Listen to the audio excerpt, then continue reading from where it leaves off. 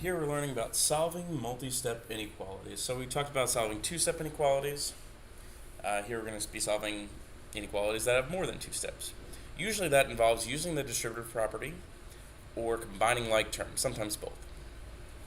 And then once you do those things, it'll actually just get down to a two-step inequality that you should be familiar with. So we're going to use the distributive property and then combine like terms. And after we've done that, we should be able to isolate the variable using the inverse operations that we learned about last time. So isolate the variable just means get it by itself, and the inverse operations just means the opposite operation. So addition and subtraction are opposites, and multiplication and division are opposites. Remember, if you do multiply or divide by a negative number, you're going to end up flipping the inequality sign. You always flip the inequality sign if you multiply or divide by a negative number specifically. Alright, so we're just going to go through a few examples so we know what these look like.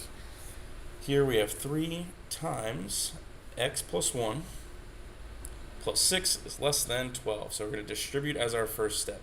If you can, in general, distributing should be your first step. We're going to distribute 3 into the x and into that 1. So 3 times x becomes 3x. 3 times 1 becomes 3. Then we drop our parentheses there and just rewrite the rest of this problem. So all I did was distribute the 3. Now I see that I have a 3 and a 6 with no variable attached to them. That means those are like terms that I can put together.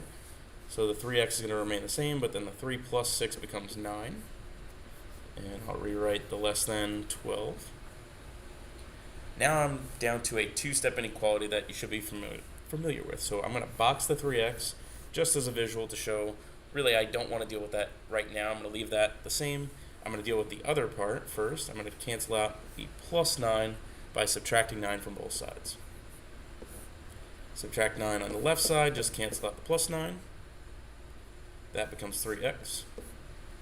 And if I do it on the left side, I got to do it on the right side, which becomes 3. 12 minus 9. One more step. 3 times x is multiplication. I'm going to cancel that out using division. I'm going to divide by 3 on both sides. That leaves me with x on the left side is less than 3 divided by 3 is just 1. And then I have this number line here that I'm going to use to graph. I'm going to put 1, I'm going to put 0, and I'm going to put 2 on that number line. I'm going to put an open circle above 1.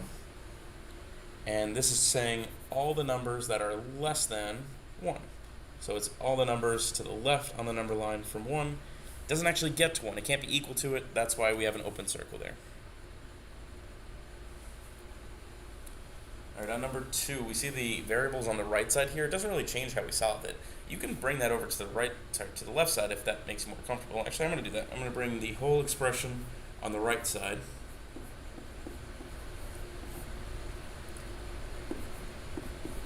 Over to the left. I'm not going to change the order of it. I'm just going to swap it with that negative 88. Then I'm going to follow my steps for solving these multi-step inequalities. I'm going to distribute first if I can.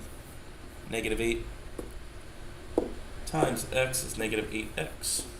Negative 8 times 3 is negative 24.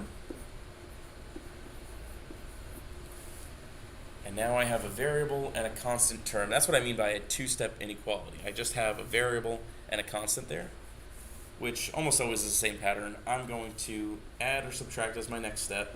I'm going to cancel out the number that's not directly attached to that x. So I'm canceling out the 24, or the minus 24 really, by adding 24 to both sides. That gives me negative 8x is less than negative 88 plus 24 is negative 64. And my last step, that's multiplication right now. To cancel out multiplication, I'm going to use division. I'm going to divide by negative 8 on both sides. That leaves me with just x on the left side. I get a positive 8 on the right side, and I divided by a negative number. Anytime you divide by a negative number on both sides, you have to flip the inequality symbol. So instead of pointing at the variable, it's going to point the opposite direction. It's going to point at the number, saying that x is bigger than 8. Then I want to graph my solutions. I'm going to put 8 right in the middle. I'll put 10 to the right of it. I'll put 6 to the left. And I will put an open circle above 8 with the arrow going to the right to represent it's all the numbers leading up to 8, but all the numbers bigger than 8.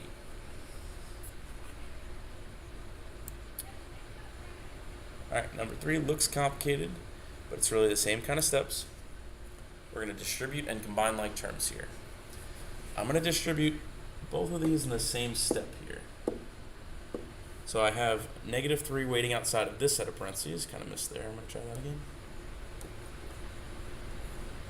-3 is going to get distributed to that set of parentheses. This +3 is going to get distributed into the second set of parentheses. -3 times x is -3x.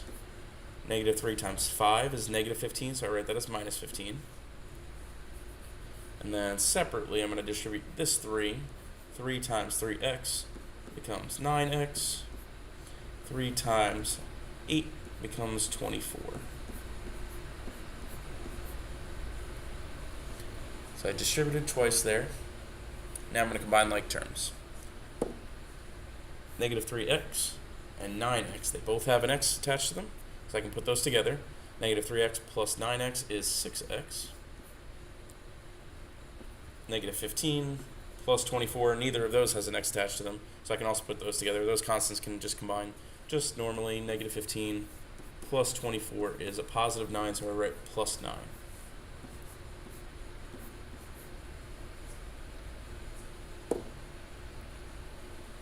Alright, now I have a two-step inequality. I'm going to solve this by canceling out the constant first, the 6x. We can put it in a box. Again, you might be losing that step actually. I'm even starting to stop doing it here. But that's just a visual to show what we need to do as our last step. So the 6x will come down into that final step, but I'm going to deal with that +9 in my next step here. So -9 on both sides. That cancels out. Leaves me with 6x is greater than or equal to 8. And here we're going to divide and we're going to get a fraction. It's not going to be a whole number. I'm dividing by 6 on both sides. That gives me x is greater than or equal to 8 over 6. 8 over 6 can simplify by 2 to 4 over 3. Or if you want to write that as a decimal, that's fine too. You can write 1.3 repeating. I'm going to keep it as a fraction. I'm going to say x is greater than or equal to 4/3.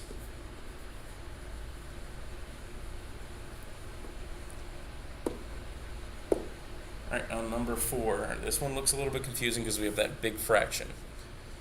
I'm going to distribute first here still. I'm going to take that 2 and distribute into both terms inside the parentheses. 2 times 5 is 10. 2 times -2 is -4. That still has the x attached to it. That's still all over 3, which is less than 10.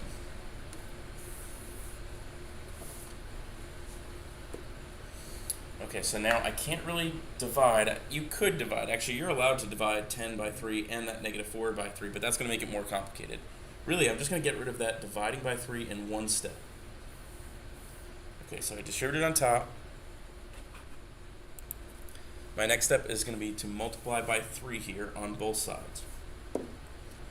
Best way I have to describe the reason there is really we're thinking about order of operations backwards. So if you were to solve something like that, 10 minus 4, let's say I put the number 50 in there, divided by 3. If I followed order of operations, the dividing by 3 would be my last step. It's not an equation, it's just order of operations backwards. So I'm really just doing that in the reverse order. So I'm canceling that out as my first step here. That cancels out. It leaves us with the 10 minus 4x. The entire top part is still there. I just cancel out the dividing by 3. If I do it on one side, I got to do it on the other, so I multiply there and get 30. You're allowed to do anything you want to an inequality, as long as you do it in the right way. If I wanted to, I could have multiplied by 6 on both sides here. So you have permission to do anything you want. It's all legal as long as you do it in the right way. So there are other options there if you really wanted to, but this is the easiest way to solve that. Now, I'm going to actually, this one I am going to box my -4x, just so I make it very clear that that minus sign is a part of the x, and really it's a -4x. And I'm going to cancel out this positive 10 next by subtracting 10 from both sides. 10 minus 10 gives me 0, which is really what I want. That gives me -4x is less than 20. And then my last step, that is multiplying by -4, so I'm going to divide by -4 on both sides. X is now greater than, that sign has to flip because I'm dividing by a negative number on both sides. So the sign flips, becomes -5. So X is greater than -5.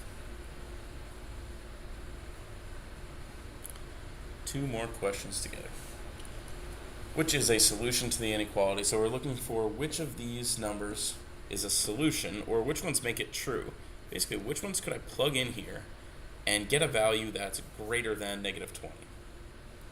So you could just do it the way I described it. I'm going to just solve the inequality, but you could also just plug each of those numbers in. That just takes more work rather than having to plug in each of these different options and then see which one gives you something that's bigger than -20. I think it's easier to just solve it. We're going to combine like terms as our first step. -2 plus 4 is a positive 2x plus 12, which is greater than -20. And now we're down to a two-step inequality. We're going to subtract 12 from both sides.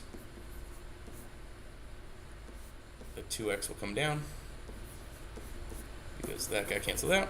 And it's greater than -20 minus 12 is -32. And the last step, we're going to divide by 2 on both sides. So that gives us that x is greater than -16. So we're looking for a number that's bigger than -16. Well, -15 is the only one in that list.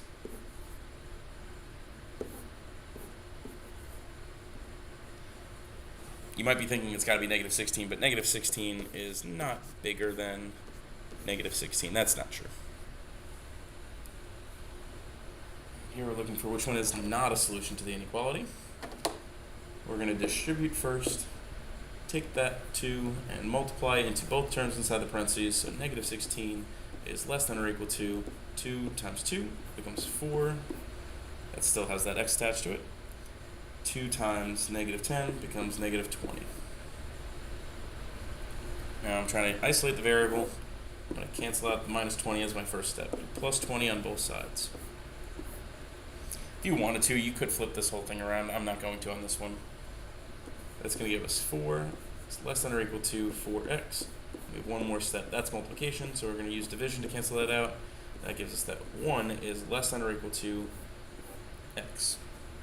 Could also flip it at the end. Actually, maybe it's easier to read that way. Let's say x on the left side, 1 on the right side, and we'll flip the inequality symbol. So x is greater than or equal to 1. Well, that's greater than or equal to 1. That's greater than or equal to 1. That's greater than or equal to 1. 0 is not greater than or equal to 1.